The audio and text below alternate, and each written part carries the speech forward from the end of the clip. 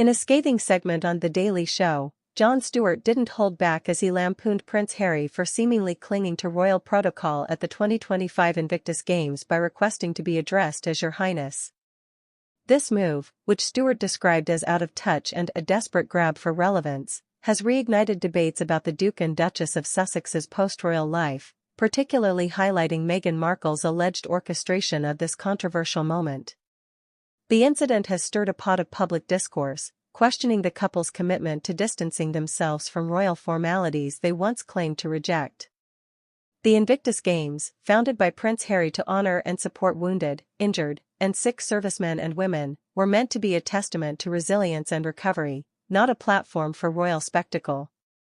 However, Meghan Markle, often accused of craving the spotlight, appears to have steered the narrative back towards the couple's royal past.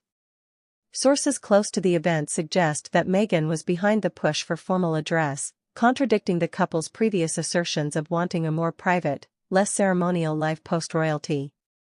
This moment at the Games, where the focus should have been on the athletes, instead became a spectacle of royal pretension, with Meghan reportedly ensuring that Harry was addressed in the manner of old, thus blurring the lines between their new identity and their royal heritage. Critics argue that this was not just a slip but a calculated move to maintain royal relevance.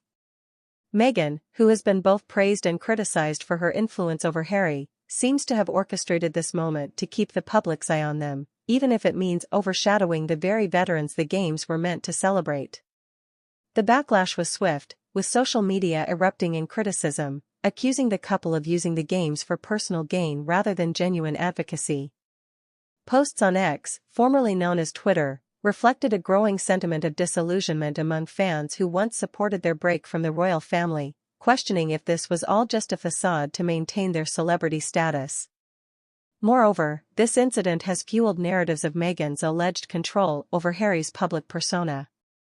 Since stepping back from royal duties, Meghan has been at the forefront of their public engagements, often seen as the driving force behind their media projects and public appearances.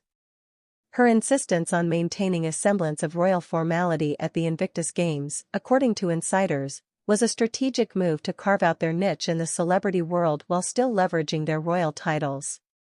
This has led to accusations that Meghan might be more interested in personal branding than in the humanitarian ethos supposedly at the heart of the Invictus Games.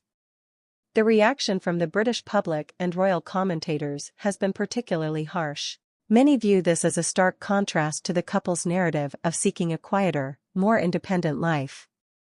Royal expert Richard Eden noted in his column for the Daily Mail that this move by Meghan and Harry to be addressed formally is not just about titles, but about maintaining a connection to the very institution they left. This, he argues, undermines their claim of seeking a life free from royal constraints and expectations.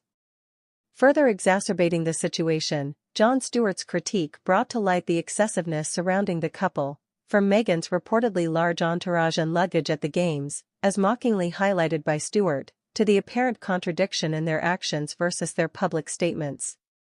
Stewart's roast was not just about the title request but served as a broader commentary on the couple's post-royal contradictions, where they seem to want the perks without the responsibilities of royalty. The controversy has also touched on the operational aspects of the Invictus Games. With a new CEO, Scott Moore, at the helm, there was an expectation of a fresh start, focusing purely on the athletes. However, Moore's revelation about how he was instructed to address the couple suggests a continued influence from the Sussexes, potentially at the expense of the Games' core mission. This has led to discussions about whether the Games are becoming another vehicle for the couple's public image management rather than a pure sports and recovery event. The fallout from this event has been significant, with veterans and supporters of the Games expressing disappointment. The essence of Invictus was about overcoming adversity, not about royal protocols or personal branding. The focus, which should have been on the athletes' stories of courage and resilience, was instead hijacked by what many see as Meghan's thirst for maintaining a royal-like presence.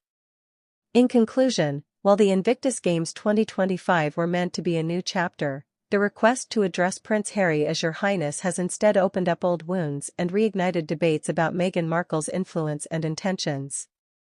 This incident has not only been a PR misstep, but also a moment where the public has begun to question the authenticity of the Sussexes' new life away from the monarchy.